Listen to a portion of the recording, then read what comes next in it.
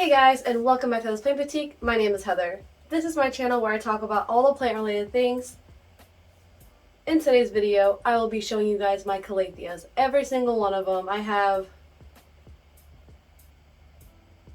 between 9 and 10, not including what I have in my store, so I'll be showing you guys what I have in my store as well. I think there's two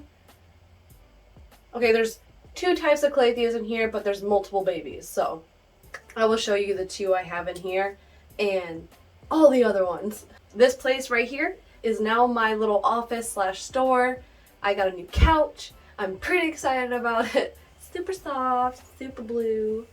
But before we get started, if you would like to learn more about how I take care of my plants, or you just want to see what I got going on with my plants or any plant updates, please subscribe, like this video, and don't forget to smash the notifications bell.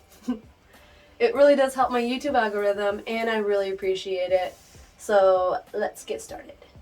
Starting with my trio star in my store, I actually had this as a full plant in my plant tour. I decided to split it up because I found a spot that will have this guy thrive in my house, but I want a bigger, bushier plant. And over here is the rattlesnake cleathia. This guy was also a plant in my plant tour that was a full plant, and I ended up splitting it up. For these types of calatheas, the ones that look more of like a bush rather than like one that could possibly vine, you cannot propagate these in water. You can only propagate them by splitting them up. Whereas this rabbit foot maranta, they can propagate in water by chopping right below the bulgy point on the stem. So it'd be the bulgy point, and then it'd be like a fork in the road, if you will. So snip below that, put it in some water, and it'll root in a couple weeks, and then you could pot it up like I did this one. Over here is my maranta lemon lime. I love this plant because of the variations of green, and it almost has a velvety texture, but it really doesn't. It kind of does in a way though. I love how big the leaves are getting on this plant in specific because it was kind of tiny when I got it. There's some new growth, and on the other side in the soil there's gonna be like a green speck. That is new growth. I'm gonna try and get my camera to focus. If it doesn't, I'm sorry. Calatheas thrive in medium to bright and direct light. They can tolerate low light, but I don't recommend it because they will lose their patterns and variegations and even color in some conditions. So getting a grow light for some calatheas would be a good idea. I also recommend getting a humidifier because they thrive in high humidity. Over here is my Calathea freddy. This is actually my third freddy. I am not proud to admit that, but just so you guys don't feel alone if you've had some casualties, I have gone through 3 of these. Actually, this is my 3rd one. They always say the 3rd time's a charm, right? Keeping your calatheas in a well-draining soil is key to keeping them happy and healthy. Calatheas like their soil to be a little moist but not soggy. Letting them dry a little in between waterings is a good way to ensure they aren't being underwatered or overwatered. To avoid crispy leaves, you can up the humidity by adding a pebble tray underneath your plant, or even adding a humidifier like I said before. Here's an example of a crispy leaf that I have not snipped yet.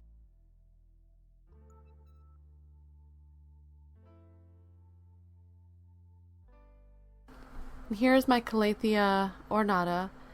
I really love how the leaves are like a purple, almost black, and the pinstripes on the front are striking as hell.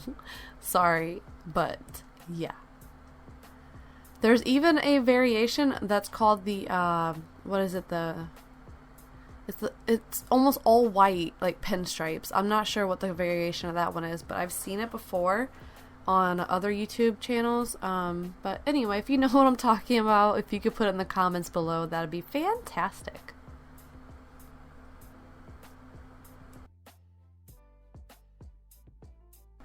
Then down here is my Calathea obtusifolia. I love how these leaves almost look like a ping pong paddle, but they do get huge. I've seen this plant on a few YouTube channels, and they're mature plants, and they're huge leaves like the size of my head, maybe bigger. But I love how this guy is just throwing out new growth. It actually started putting out new growth when I moved it over here onto the floor. by the east-facing window. I'm super stoked to see how big this bad boy gets. I do want to say I have patience with some plants and others I do not. I have patience for this one because I'm really interested to see what it'll look like when it's nice and big.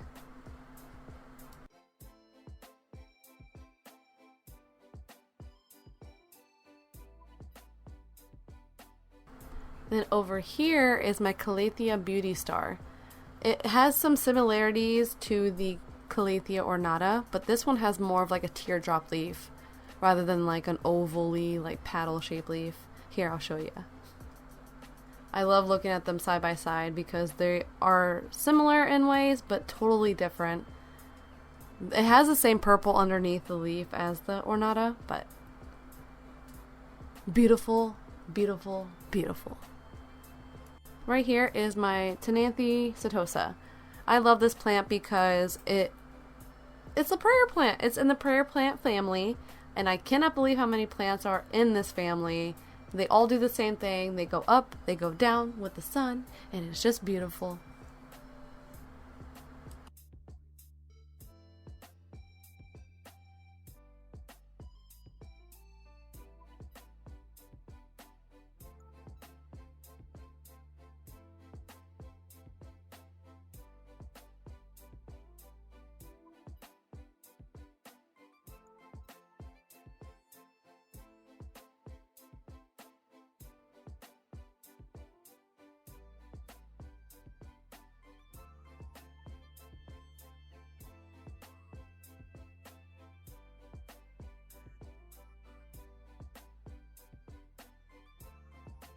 So guys, that was my Calathea collection. I hope you enjoyed it.